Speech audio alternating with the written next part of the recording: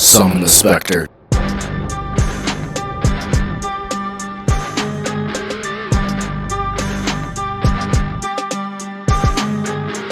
What's good, y'all? Thank you for joining me on this Wednesday, wherever you may be watching or listening from. Welcome to episode 16 of the SpectreVerse Podcast, and I am your host, JariSpectre. On today's episode, we are going to be covering everything in the world of professional wrestling. Raw, SmackDown, Dynamite, as well as this weekend with WWE Backlash out of Tampa. We are also going to be touching on some of the news and rumors that happened throughout the week. For example, Roman Reigns' June schedule and how that became pretty much the main talking point throughout the weekend, up until we got to our biggest story, which will be the biggest story on this podcast, of the New Day being granted their release from WWE. We're going to touch upon what happened, how it happened, and my personal thoughts and opinions on the decision. And then to wrap things up, we are going to be giving our preview and predictions for Backlash this Saturday. I will not be going live after the show is over. I probably will be watching it after the fact because I am a very busy man, and needless to say, my schedule is going to get a lot busier from this weekend going forward. But without further ado, let's hop in to the world of wrestling. We're going to start hot with Monday Night Raw. Show started with Roman walking angrily backstage with Adam Pearce, trying to reconvene with him. And Roman said he wants to go out there and talk to Jacob Fatu and get this over and done with right away. But Pearce told him that Fatu is not in the building quite yet and that you're going to have to wait. So Roman stops in Gorilla, and then the camera pans and it turns, and who is standing right next to Roman? None other than Seth Rollins. And immediately, you could just feel the tension between Seth and Roman. This was the match that realistically we should have gotten for Mania this year. If we're being completely honest, if nobody got hurt and everything fell into place, this was the match that we were supposed to get. Obviously, that's not how things worked, and that's two completely different sides of the spectrum. But I will say, I feel like they're already teasing what is going to be the SummerSlam main event between Roman and Seth. How we're going to get there, that is remaining to be seen. But that's my bold prediction. I do think that Roman and Seth are going to main event SummerSlam this year. So Seth Rollins is staring at Roman Reigns, and Roman's staring right back at Seth. Seth tells him, "You are in my way." It's plain and simple. And it's crazy that all it has to be is something so slight and so subtle that the phrase, "you are in my way," is just like, hey, get out of my way so I can go make my entrance. But I feel like what they did was they tried to make that one sentence mean a little bit more, that Roman is in the way of Seth Rollins being at the top. Roman Reigns is the one thing that's holding Seth Rollins from being the guy in WWE. So that's what I feel like they're already kind of like stirring the pot a little bit of. That is going to be one of the big marquee matchups for this year. Seth Rollins' music hit. He walks out from Gorilla and is immediately jumped by Bron Breakker. Pretty much like on sight, which is great. So Bron is out there just beating the ever-living shit out of Seth Rollins. And he's met up with a spear. He's thrown into the steel steps. He is just getting onslaughted out there. And then the officials come out there and try to break things up. And Bron is slowly walking onto the ramp and right back up towards the stage. But then as soon as he gets one of them distracted, he sprints past him, hits him with another spear. So Seth Rollins ate 2 spears from Bron Breakker.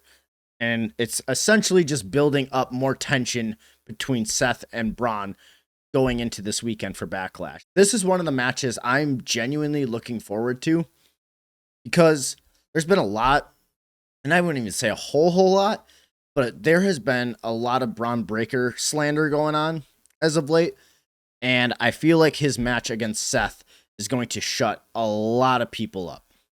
That's just my God honest opinion. I feel like we, as a community, don't give enough credit where it's due when kids are still young and they're still kind of green. Like they got everything and every aspect that you're looking for. But at the same time, you're like, oh, he's not ready. And oh, this and oh, that. But it's just like, he's not just the spear guy. He can do way more than that. Just you watch. So I am genuinely looking forward to Rollins versus Breakker whenever I get the chance to catch up on it. But that was that segment. I thought it did its job and pretty much was everything it needed to be up till that point. After that, it cuts to the backstage with the Judgment Day in the clubhouse. Liv Morgan says that she's worried about Roxanne not being honest or loyal in the Judgment Day. She essentially calls Roxanne out and says, why did I have to watch Netflix in order to find out that you were talking to Finn Balor in the clubhouse, might I add? So now Roxanne is being tested, and Roxanne's just like, I promise I am all about the Judgment Day. But clearly, there's some trust issues going on there. And regardless of whatever Liv wants to do or the narrative that she creates, like, realistically, this is going to be one of the better storylines if they can pull this off properly. After, and we'll get to the segment tonight where she got involved, but Roxanne is standing on business, and she says, yeah, I'm all about the Judgment Day. So I actually feel like it's going to be Liv that needs to then get her trust in Roxanne, because now she feels like she's been slighted a little bit. And that really kind of rubbed her the wrong way. She, like Michael Jordan, she took that shit personally. So I guess we're going to wait and see what that looks like in the next couple of weeks. But you already know WWE is throwing it right in your face. Like, it's going to end up eventually being Liv in the Judgment Day, turn on Roxanne, or Roxanne finally listens to Finn Balor and snaps out of it and goes after the Judgment Day.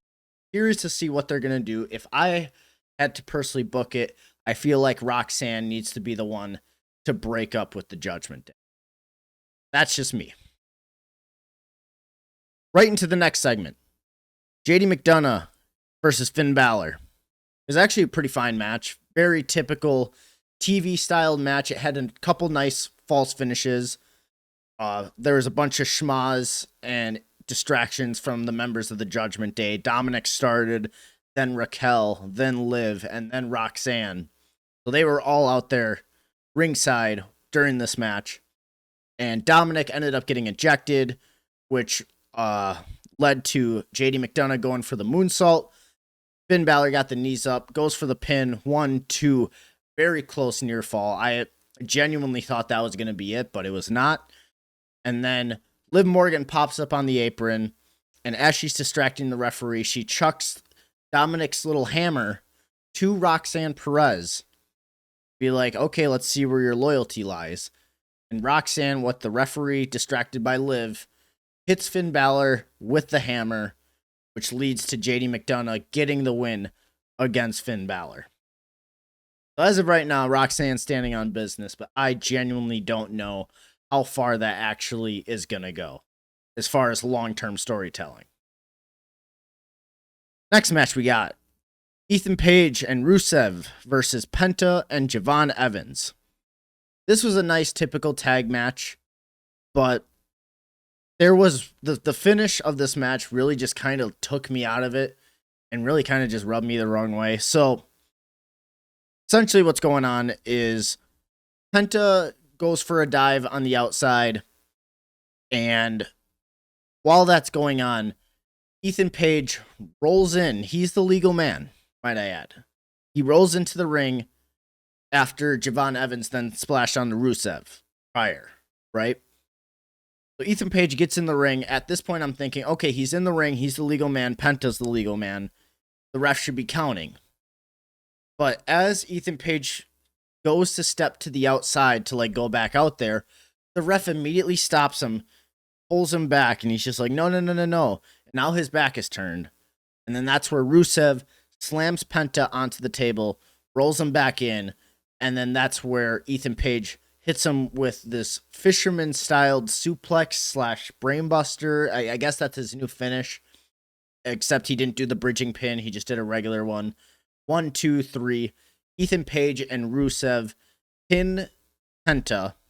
Obviously, we're teasing some sort of fatal 4-way for the Intercontinental title.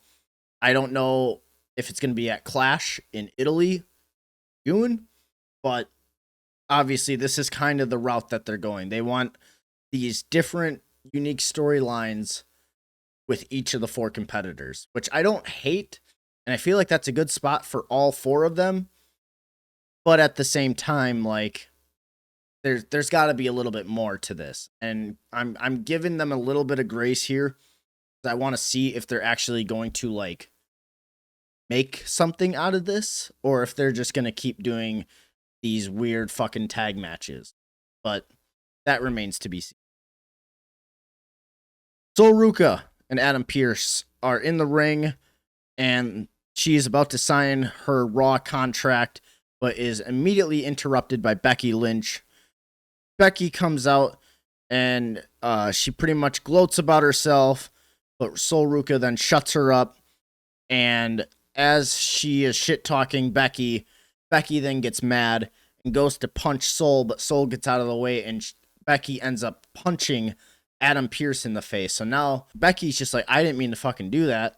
Pearce is just like, you totally just punched me in the face. What the hell's the matter with you? And so Pearce leaves, and pretty much it's setting up for the Soul Snatcher. As she's about to go for the springboard into the actual move itself, she slips, and the timing after that just got completely just out of sync. It's not like it was bad, but it now begs the question, okay, how consistently can you perform this move and have it be your big finish? Granted, I love the Soul Snatcher as a finish. I think it's great. But now it's going to be one of those things as we're going to start asking questions. Okay, how legitimate can this actually be done on a consistent basis where you're not slipping on the ropes or you're not fucking something up? You know what I mean? So I'm not hating, but just that one little slip up can make such a huge difference. And if there wasn't any sort of slippage, then it would have been perfect. It would have been flawless. But just that one little slip can make or break you. Joe Hendry. He has a match against Austin Theory, which ended in a disqualification by Logan Paul since he attacked Joe Hendry during the match. This leads to an onslaught of Joe Hendry trying to fight back against Theory and Logan Paul, but it's the numbers game. It's 2-on-1. But then out comes the Street Profits to make the save, which I'm like, oh, great. We've seen this shit already. What the fuck? But the only difference between last week and this week is Bron Breakker then came out and single-handedly took care of the Street Profits. And then as he's about to set up for a spear on, I believe it was Angelo Dawkins, Seth Rollins comes out, makes the save. He pulls Bron Breakker out of the ring and then finally attacks him. And as he's finally getting his comeuppance, he is about to go for the stomp, but then Montez Ford from one corner all the way to the other comes sprinting at Seth. Seth ducks down, and Montez does this beautiful tope con hero over the top rope, over the turnbuckle to land on the crowd of people towards the Bellkeeper area. But as that happened, Seth got distracted and immediately ate another spear by Bron Breakker. So clearly they're setting up just how Bron Breakker is just this true legitimate monster, which it's great. That's what he should be portrayed as. Just this unhinged dog, which granted, that's his character. But now that makes me think, okay, they made Bron Breakker look this strong. Is he going to beat Seth Rollins at Backlash to really solidify and put that stamp on it? that's where I think things get a little tricky. But either way, I thought the segment was meh. I just didn't really care up until towards the end, just to kind of see where things went, but nothing too noteworthy or crazy here. Then we got the Oba Femi Open Challenge. Oba Femi comes out. He says the Open Challenge is officially begun, and whoever wants to step up to him can come out now. Immediately gets hit with the Alpha Academy theme song, and I go, oh, Jesus Christ. Oh my God, this is what we're doing. This is what the fuck we're doing. Out comes Akira Tozawa, Maxine Dupree, and Otis. And Tozawa gets in the ring, and he steps up to Oba Femi, and he looks up, and then immediately is shaking in his boots, and he's like, nope, I'm not doing it. So then Otis comes in, and now our Open Challenge match is made. Otis versus Oba Femi. Which, granted, it was only about like 90 seconds to 2 minutes long. But, man, we love Otis here. You're never going to hear any sort of Otis hate around here. And Oba Femi looked great, too. This was definitely a very, very quick, but yet it was a fun squash match. But the problem lies not with the match, it lies with the decision. The decision that is the Open Challenge itself. We have been given Open Challenge after Open Challenge after Open Challenge after Open Challenge after Open Challenge after Open Challenge since fucking September. That is longer than the NFL season that we've been getting this shit. When is enough enough? Please, somebody tell me when enough is enough. WWE wants to just shove the Open Challenge down our fucking throats, and I think it's disgusting. It's disgusting. You can't tell me you can't book a good storyline for Oba Femi? You know, the same guy that retired Brock fucking Lesnar of all people? How do you go from that to squashing Otis? What did that do? Tell me, what did that do? Nothing. It did nothing. And you want to know what the crazy part is? They're going to keep running with this shit. And they are going to feed everyone to Oba Femi until he finally gets the world title shot. Like, way to make your roster look like a bunch of dumb fucking idiots. If that's the case. Why not just stick him in a feud with some sort of top guy and just run with it? I get it, this is his side quest before we get onto the main story and the main campaign, but fuck. At the expense of the rest of the roster, this is what we're gonna do? It's just fucking disgusting on all levels. And I really hope they fucking change it sooner rather than later. What didn't suck, though, was Asuka and Io's backstage sit down. This was, I will be completely honest, I love this. Io and Asuka were backstage with Adam Pearce, and they were discussing their match this weekend at Backlash. Io said that she doesn't even know who Asuka is anymore, and Asuka views Io as a disappointment. And then Io follows that up by saying, I will be ready for Asuka come Saturday. Then Asuka looks at her. She blows blue mist right into her eyes. So clearly, each competitor got to tell their side of the story and how they think they're right and the other person's wrong. That simplicity is what makes pro wrestling fun. It makes it unique. It makes it different. When both characters, both the babyface and the heel, feel like they are right. And I know for a fact this match is going to be awesome too. That is if they are given fucking time to wrestle. If this is going to be like another 7-minute match, then, I mean, fuck all. I would be glad if I wasn't watching the fucking show then.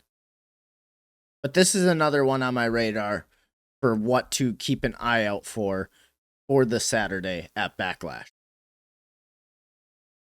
Then we got a pretty meh tag match between the Creeds and Gable Americano versus Kaiser Americano, Rayo and Bravo, aka Pete Dunne, Tyler Bate.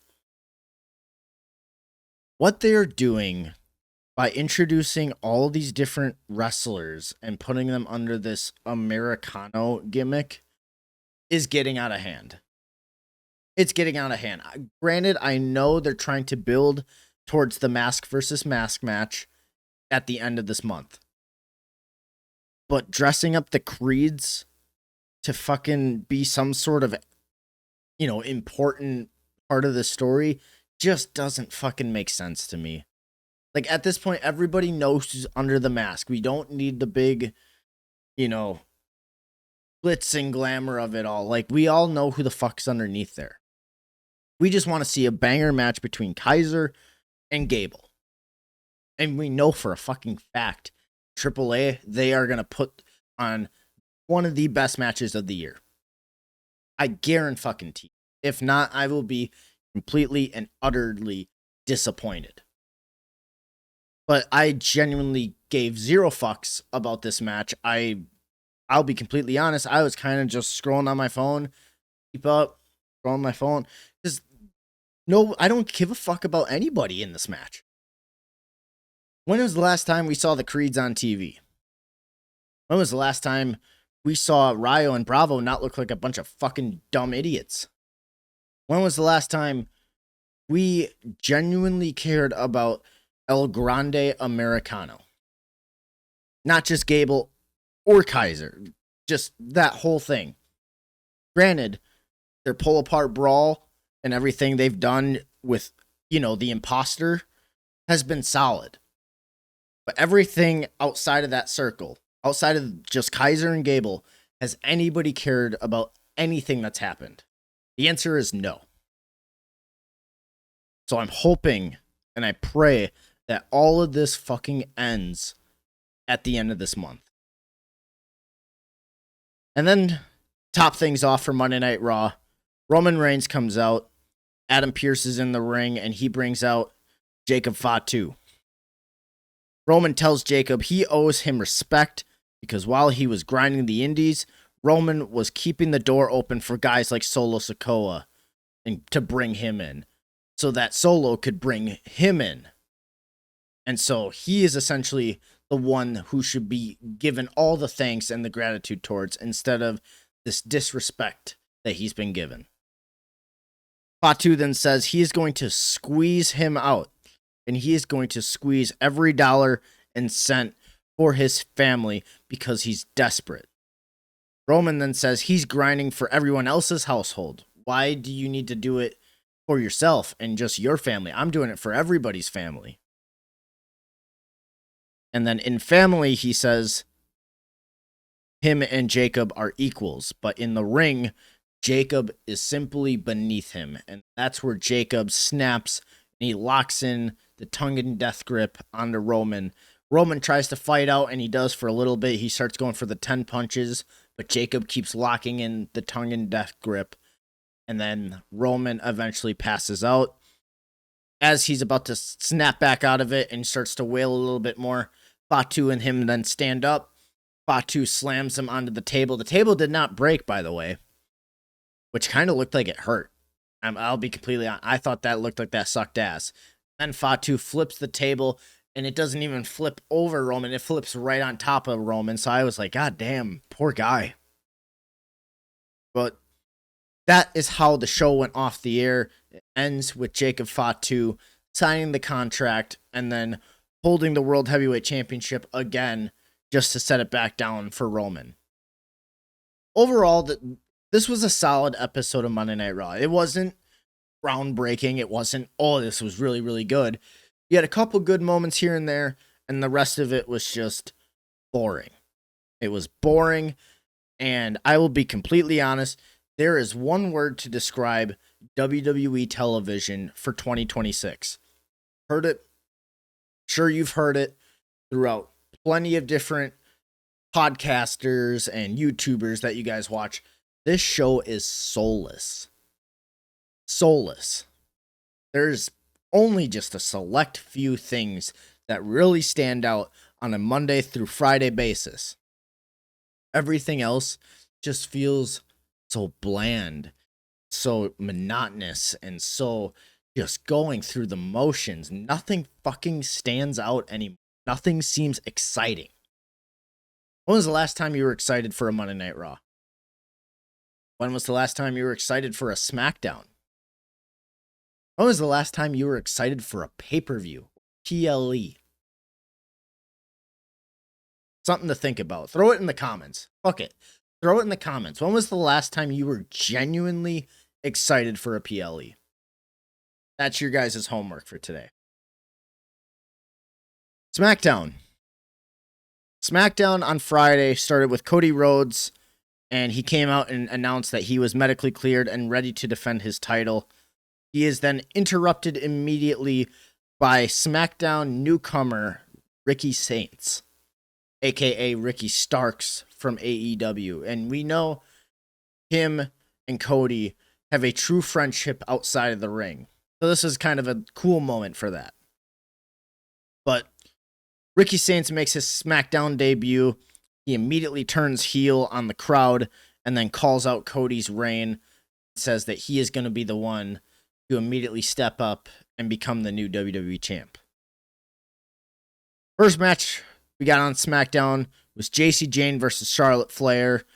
JC Jane ended up winning this one. The match was fine.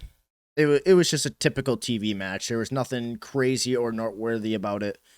After the match, chaos continues in the women's division with tensions building around Fatal Influence. They look, you know what? They shut me up from last week. They actually seem like they're going to make some sort of a splash in 2026. And JC Jane looks great.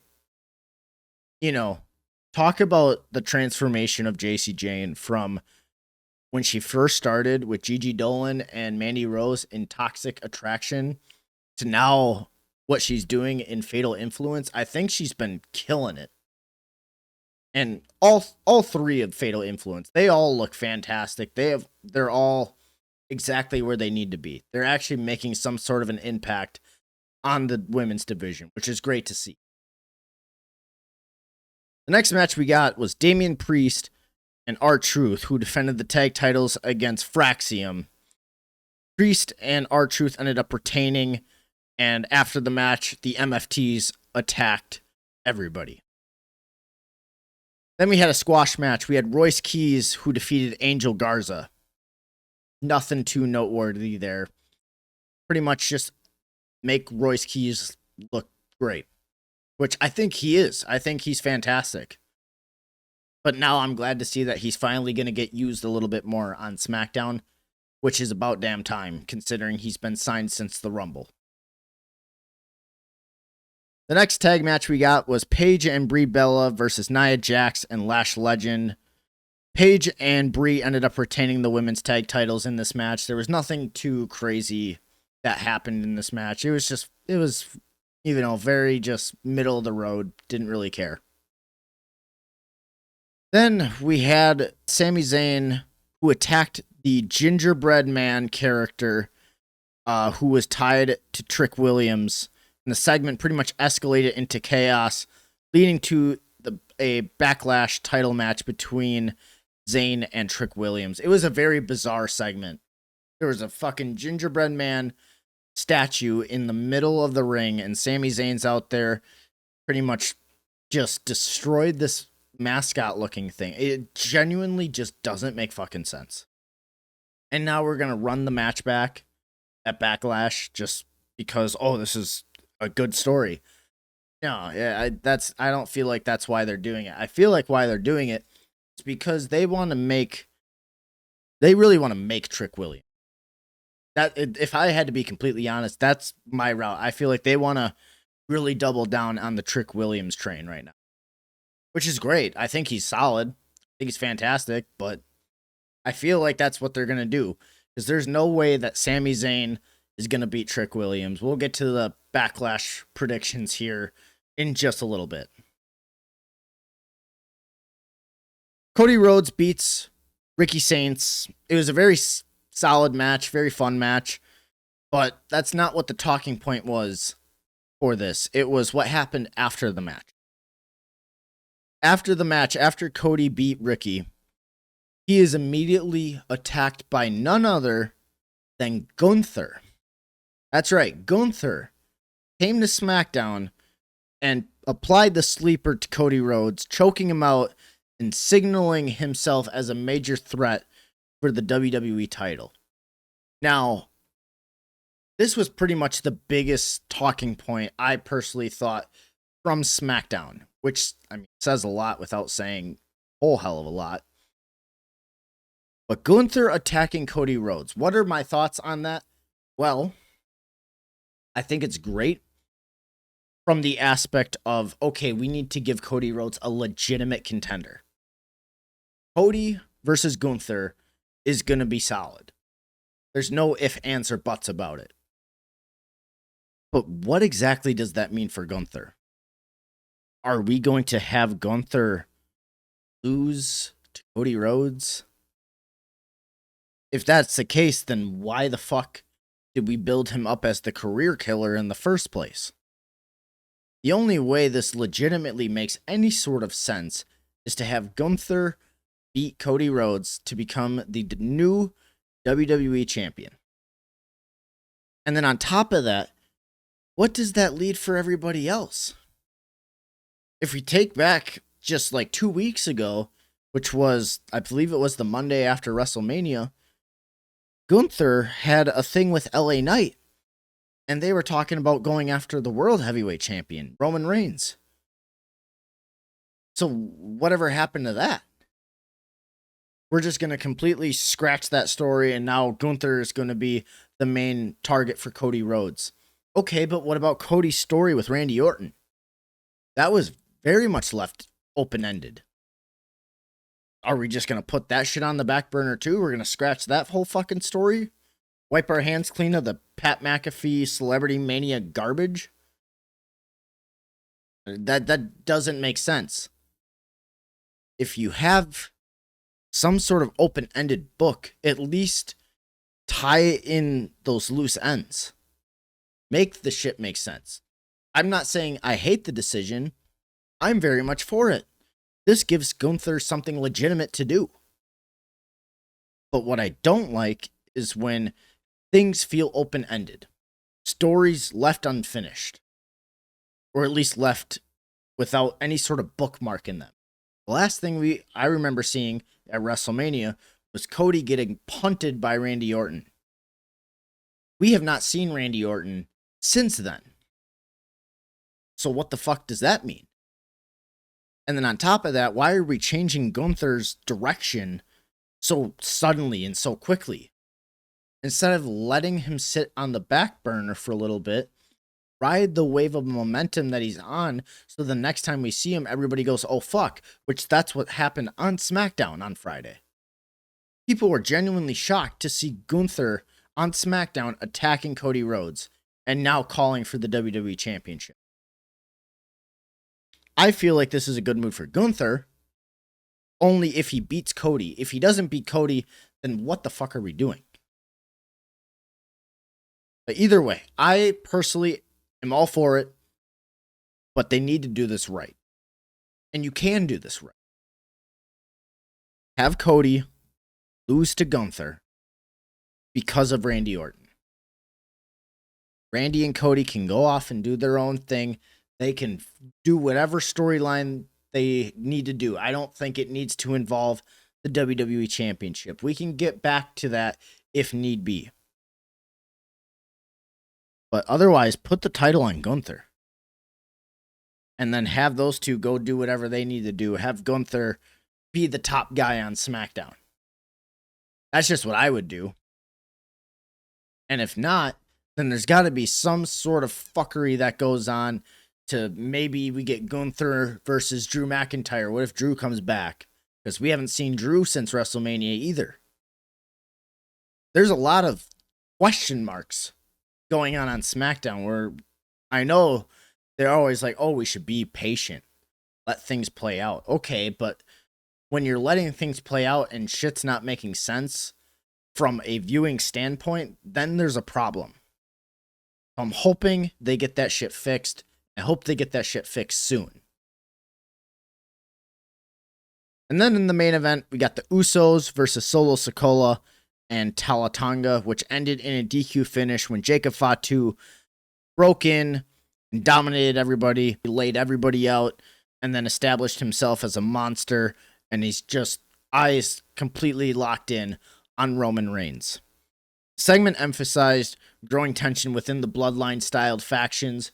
So clearly I do appreciate what they're doing with the World Heavyweight title, about how since Roman's at the top again, right below him are the Usos, but then on the other side of it, got the MFTs, because Solo used to be a part of that original bloodline as well once he got added in. But now they are completely different. And I'm curious as if WWE is going to weave the bloodline-ish Civil War storyline, if that's even going to be a thing, or if that's just going to be fantasy booking 101. I personally don't know, and I'll be completely honest, they have not given me a reason to care enough about seeing the MFTs versus the OG Blood. So I guess we're going to have to wait and see. But they are definitely kind of teasing it a little bit without being so open and just completely blunt about it. So we'll have to take a look at it in the next couple of weeks, kind of see where they're actually going with this. But essentially, all this did was it made Jacob Fatu just seem like a monster, which that's what you need to do for this match against Roman. And then AEW Dynamite from last week, Wednesday. Kevin Knight retained the TNT title against MJF due to a low blow when the ref's back was turned, and while MJF was about to use his Dynamite Diamond Ring as well. After the match, MJF attacks, but Darby Allin then descends from the rafters to make the save by giving MJF a Scorpion Death Drop, and then pretty much after that, MJF grabs the mic and says, "I'm not done with you yet. I want my rematch." And Darby Allin simply says, "No, you don't deserve a rematch." So they're kind of playing off this MJF got screwed over storyline, but at the same time, pretty much like the heel is finally like starting to, his plan is completely falling apart around him story, which, I mean, it's cool. It's different, but I still don't agree with, what they did to MJF against Darby, and Darby completely squashing him for the world title. I didn't think you needed to go that route. Didn't need it then. Probably could have, a couple months from now, but this was way too soon. And so I see what they're doing. I just don't agree with it. The Brawling Birds squashed some local talent. Nothing too crazy here. Essentially, they're building towards Divine Dominion versus the Brawling Birds. That's really about it. Kazuchika Okada retained the International Championship against Ace Austin, which I thought was actually a fairly solid match. Ace Austin looked fantastic. He looked like $1 million against Kazuchika Okada. Everybody knows what you're going to get with Okada. So that was both men did very, very good. And then after the match, Takeshita came out and signaled that he wants that title. So essentially, we are going to be getting Kazuchika Okada versus Takeshita at Double or Nothing, which I know for a fact that match is going to go stupid hard. And I'm very excited for it. Then we get a video package of Swerve, who burned a wanted Bandito sign in a very simple yet unique vignette. It was almost like this old Western Red Dead Redemption style town, like your traditional Western. You got your little saloons here, you got your bar here, and the doors come swinging open, and there's people running out of the bar, there's guys bleeding, and then all you see is somebody pick up this wanted sign, and it says wanted for Bandito, and then you just see it burn, and right after it gets burned, you see a Swerve Strickland. I thought it was done fantastic, and I like to see that match too. I don't think anybody is going to complain about a Swerve Strickland versus Bandito match. And if so, get real. Open your eyes. That shit's going to go stupid. That's the one thing I love about AEW. They know how to put a match card together about very fun matches that are going to be awesome to watch. Problem is, they just don't know how to fully tell good enough stories to justify it. That's really about it. Will Ospreay shows up to train with the Death Riders. This genuinely, I thought, was the best part of the show. So, a lot of people complained about the last time we saw Will Ospreay on Dynamite. He was, after his match with Mark Davis, he was taken by the Death Riders, never to be seen again. Now, I do wish that they would have shown the promo video package backstage of the Death Riders and Jon Moxley talking to Will Ospreay. I wish they would have shown that on television, because that was a very, very key part as to what this segment was. So the Death Riders are training backstage, and Will Ospreay shows up. John then asks Will, he's like, "Are you cleared?" He said, "No, but I'm going to Japan to, be next to my brothers. I can't let them down." John is just like, loyalty. I love it. And then he pretty much reiterates to Will Ospreay, everything up here, drop it. All, your arrogance, your everything, what you think about me, what you think about us, get it out of your head now. And then Ospreay agrees to train with the Death Riders. And Will looks around, he says, "Where's our ring?" And then Moxie's like, "We don't use a ring." And he's like, "Starting today, we are going to be starting from ground zero. We are going to start at the basics." And then that's where he then kicks the cameraman out, and that's where the segment ends.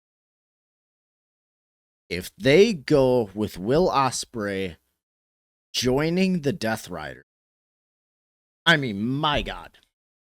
You look at that faction then, and you tell me you don't view them as a legitimate threat if you didn't already. Moxley as the leader. Shafir as the second in command, which realistically that is the case. However, then you got Claudio, Will Ospreay, Wheeler Yuta, Danny Garcia, and Pac. That's one hell of a fucking fact. And there's so much shit you can do with all 7 of those competitors. If they do this properly, it eventually leads to the United Empire kicking out Will Ospreay, or vice versa, or some sort of storyline with United Empire and the Death Riders. I would presume would be blood and guts, but I genuinely don't know if they're going to do that quite yet. That's what I immediately would think. But I'll be completely honest, I'm not the biggest, I know everything about AEW. I know this pay-per-view's here. I know this one's here. No, I'm not that deep of a fan. But what I do know is they do blood and guts. And I feel like that would be the match to do it. I wouldn't do the anarchy in the arena bullshit. I mean, it was fun for a little bit, but I feel like a match like United Empire versus the Death Riders needs to be at blood and guts. Or at least that's where it needs to end. So, if they legitimately pull the trigger on Will Ospreay in the Death Riders, sign me the fuck up. Literally, sign me the fuck up. That's all I'm going to say on that. Hope and Christian beat RPG Vice. Essentially just building more momentum towards Cope and Christian versus FTR at Double or Nothing. No, it's going to be solid. And obviously they got the stipulation, if Hope and Christian lose, they have to retire as a tag team, I believe it is. So obviously they're just trying to build more momentum going into that match. Then we got Divine Dominion, who retained the tag team titles against Statlander and Hikaru Shida. This was actually a pretty solid match, but nothing too noteworthy or crazy here. Just a simple making the women's tag division look pretty good. Roosh then squashes a local competitor. I do appreciate that they're finally starting to push Roosh because, I mean, that guy is incredible. He's incredible. And, I mean, he's been incredible, too. And then in the main event, we had Darby Allin beating Brody King to retain the AEW World title. It was a very solid main event. But like I said, I don't know if we need to put Brody King in that losing scenario. I don't know. I'm not 100% sure if we needed to put Darby in a situation like that. Because realistically, on paper, Brody should have won that match. But at the same time, all of this is so fucky and so confusing because of what they decided to do with Darby Allin and MJF. I know everything around AEW right now revolves around that.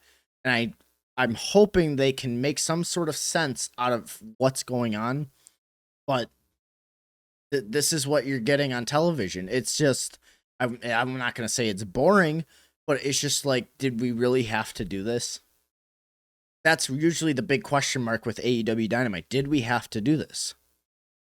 And I'm hoping that everything will eventually answer itself and figure itself out, but that remains to be seen. Overall, this was, I don't want to say it was a bad show. It wasn't a good show. It was just very middle of the road. I don't want to say it was mid, because that's just, I feel like that's just such a bad term for like just kind of that.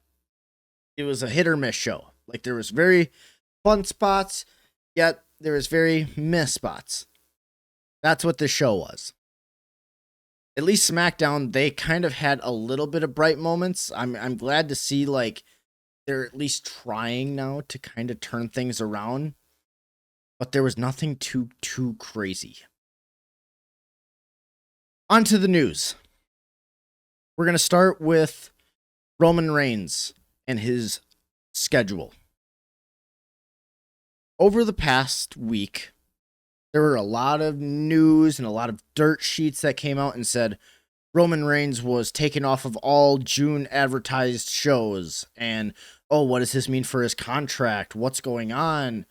What is TKO doing? Blah, blah, blah, blah, blah. And essentially, Roman was pulled from all the June shows with rumors running how TKO wanted to renegotiate his contract so that he could be making less money because he works less dates. But, I mean, let's be real. This is Roman Reigns we're talking about. And then other people were like, oh, is it because he's not doing Night of Champions in Saudi Arabia in June this year?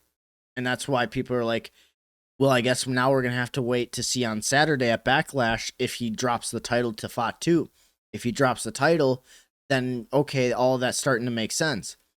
But what actually happened was TKO was originally under the impression that he was going to be available for June. That was not the case. And this goes off of what the contract reconstruction kind of looked like before he signed his new deal, because I believe his deal was up at the end of April. And so he must have signed prior to WrestleMania. That would be my original guess, is that he all this was signed, sealed, delivered prior to WrestleMania 42. But this essentially was just a fuck up on WWE and TKO's part. Why it got out into the public is beyond me. Other than at least some of the fans were starting to question, hey, why is he getting pulled from these June shows? And that's where all this shit kind of stirred up. That's what happened with Roman Reigns' contract. Nothing crazy happened. It was just TKO and WWE must have just fucked up the advertising. Which, how does a $1 billion company like that make such a mistake like that? That's beyond me. I don't fucking know. But that's essentially what that was. But the big news from this week, and it's still an ongoing story. Obviously, I don't feel like this is going to end anytime soon. But the biggest news of the week was WWE granting the release of Kofi Kingston and Xavier Woods, the New Day. Kofi Kingston, a man who has been in the WWE since 2008. Almost 20 years of service. Granted his release, alongside one of his best friends, Xavier Woods. Now, why did it happen? One, it happened because Endeavor, the company that owns TKO, the company that owns the WWE and UFC. So Endeavor's up here. TKO is here. WWE, UFC. You kind of see the triangle here. Endeavor is in debt. And they've been in debt. And now WWE is trying to, or TKO is trying to restructure contracts for WWE. They're looking at people that are making way too much money and are either way too old or are not used enough on television. They are trying to take away from these. They are trying to take away from these wrestlers' contracts, and they're trying to take the wrestlers' money to get them a little more out of debt. That's what happened. So, TKO gave Kofi Kingston and Xavier Woods the ultimatum. They said, we will either restructure your new deal, which you signed last year. They signed a 5-year deal. Both him and Woods signed a 5-year deal last year. They said, we will renegotiate with you so that you guys make less money, or we will simply grant you your release. And Kofi and Xavier kind of were just like, what the fuck?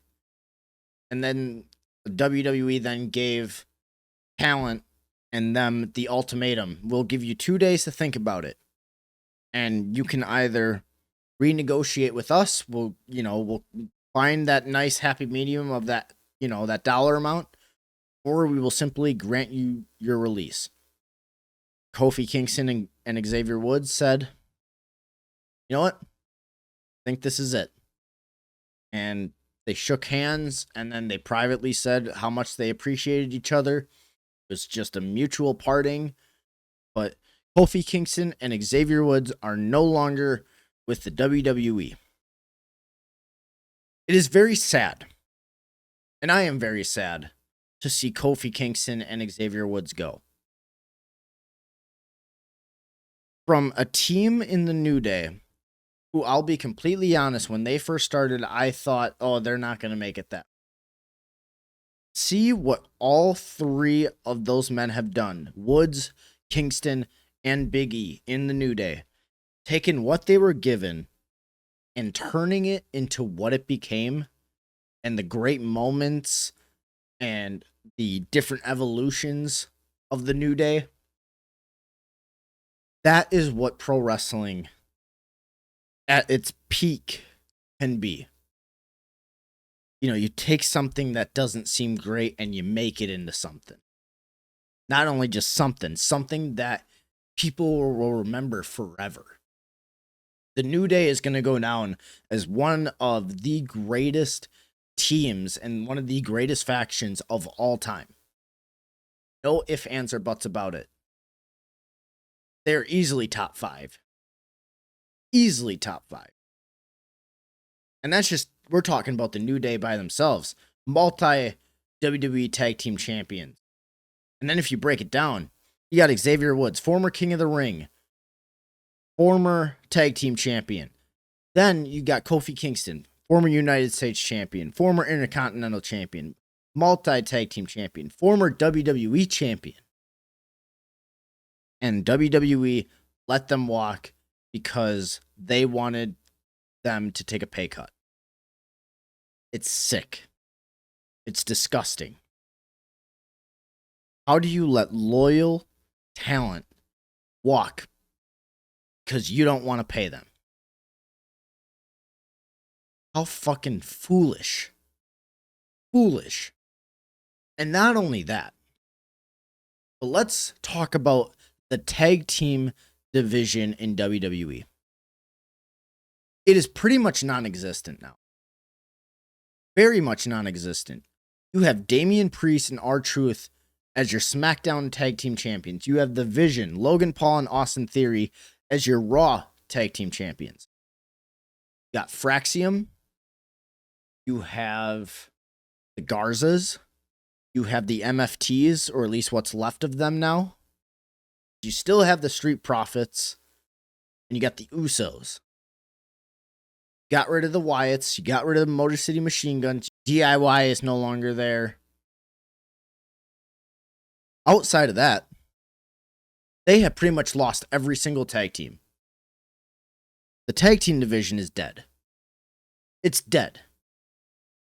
And I hope and I pray that eventually it will come back and have some sort of resurgence. What if it's like a huge, great resurgence? But right now, the tag team division is dead because TKO doesn't like tag team divisions, and Triple H, because he hears them barking orders, he doesn't know how to book the tag team division. But I know for a fucking fact he does know how to book the tag team division.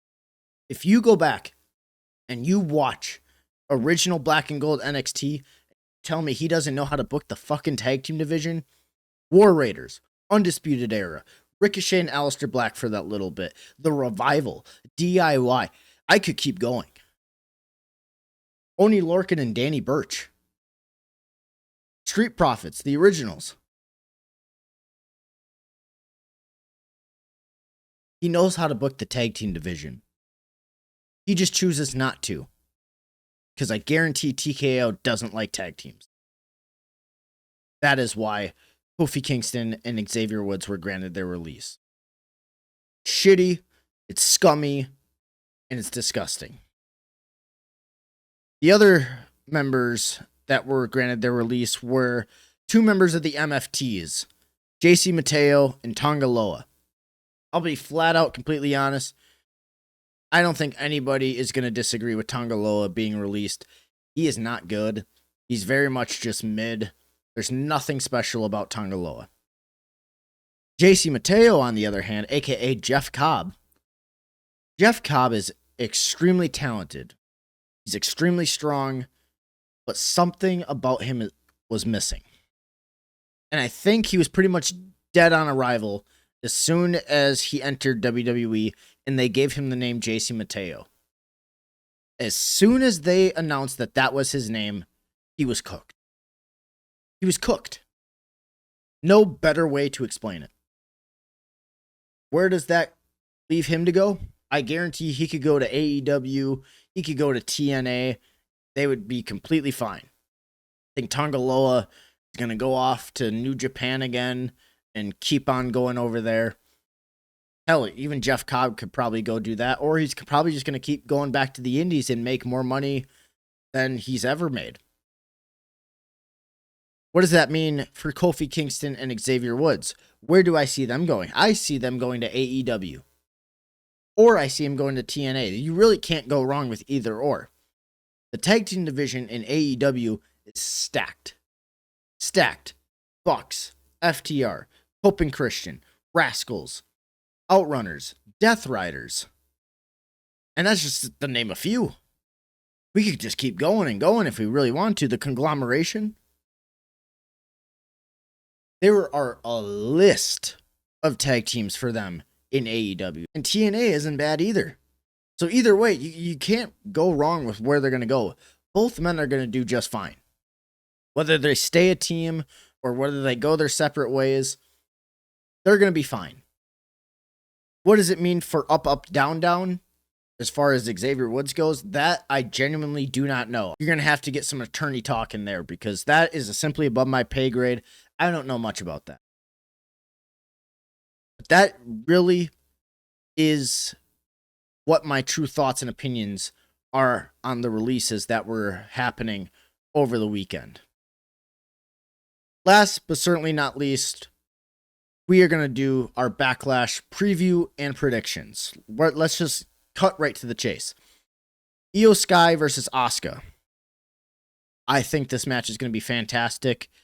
I think if I had to choose, I think I have Io win regardless. But if I had to be a chooser and I had to book this, I would book Kairi Sane making her return to WWE because of the backlash from the fans regarding the storyline. And I have Kairi, be involved in some way, shape, or form with the finish that involves her turning on Asuka to give Io the win. Next match, Trick Williams versus Sami Zayn for the US title. Trick Williams. Enough said. Put on a banger match. Have it be longer than 7 minutes. Next. Danhausen and a mystery partner versus Miz and Kit Wilson. Don't know. Don't care. I hope it's fun. But Danhausen and the mystery partner win. Seth Rollins and Bron Breakker. If you want to go with Seth Rollins versus Roman Reigns at SummerSlam, I could see Seth Rollins winning. However, I don't feel like this is going to be the last match between these two anytime soon. So if you want to establish Bron Breakker as a true legitimate threat and a true top guy, have him beat Seth Rollins. Have him beat Seth Rollins. Have him beat him clean as a whistle. Almost in like dominant fashion too. Truly put the stamp on Bron Breakker. He needs to, he needs help right now. And I think the vision is honestly holding him back. Because Bron Breakker is that dude. And he's got a lot of aura to him if you let him just be him. But the fact that he's like in charge of the vision, and the vision, Logan Paul and Austin Theory are looked at as a joke. And, being associated with that in return kind of makes Bron Breakker look like a joke. And that's why I feel like Bron is actually getting a lot of the hate that he has been getting lately. Get Bron Breakker away from the vision. Have him be a standalone guy. Have Bron Breakker beat Seth Rollins in dominant fashion. And then in the main event, Roman Reigns versus Jacob Fatu for the heavyweight title. I don't know what this is eventually going to lead to, but Roman is not dropping that title so quickly after he just won. Roman Reigns is going to retain the World Heavyweight Championship. Before we wrap things up for episode 16, I do want to briefly brush over the NBA playoffs. I did sit down and I watched a lot of the games that happened over the weekend. And needless to say, the Game 7 games, they were solid. They were fun. Hell, even the Game 6 games, the Cavs versus the Raptors Game 6, with that buzzer beater was Jeff's kiss. And I'm not even rooting for the Raptors. I was rooting for the Cavs to win. But something about Toronto, man. They just go crazy over there. But we do got a new updated bracket, and we're now into the second round of the playoffs. We got the T-Wolves going against the Spurs. T-Wolves are currently up 1-0 against the Spurs.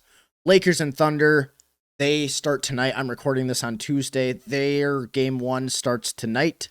So something to keep an eye on. And then we got the Knicks up 1-0 against the 76ers.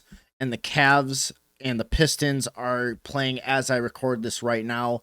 So by the time I'm done editing this podcast, I guarantee the game is going to be over and we'll finally have our outcome for game 1 there. But who do I have advancing? Give me the T-Wolves to advance against the Spurs. I know that's a very hot take. I do love the T-Wolves. I do love the Spurs. I could go either or. I love both teams, but if I had to pick, give me the T-Wolves. And then the Lakers and the Thunder. I would love to see the Lakers beat the Thunder, but I don't think it's going to happen. So give me the T-Wolves and the Thunder for the West. And then for the East, give me the Knicks and the Pistons. For some reason, the Pistons completely turned it around, and they got all the momentum going for them. But at the same time, so did the Knicks. after what they did in round 1. So something to keep an eye on. Obviously, we're going to kind of briefly brush over it at the end of every episode until we reach the NBA Finals. But that is going to do it for episode 16. I hope you guys enjoyed. If you did, leave a like, hit that subscribe button, turn on the bell, and also throw in the comments, who do you think are going to win at Backlash? What are your predictions? Also, let me know your thoughts on the releases of the New Day as well as JC Mateo and Tonga Loa. Let me know what you thought about anything that happened in the world of professional wrestling. I would love to hear it. And you guys can also follow me on all social media platforms, Twitter, Facebook, Instagram, at JariSpectre. And then, like I said, please hit that subscribe button. We're trying to get our numbers up, and it'd be very, very greatly appreciated. And if you want to stick around, there is plenty of content to check out. Got plenty of episodes you guys can go back and watch. I got some live streams that you guys can go watch. And for the ones who truly have been asking, I do have something special coming very, very soon. And if you know, you know. Peace out. Summon the Spectre.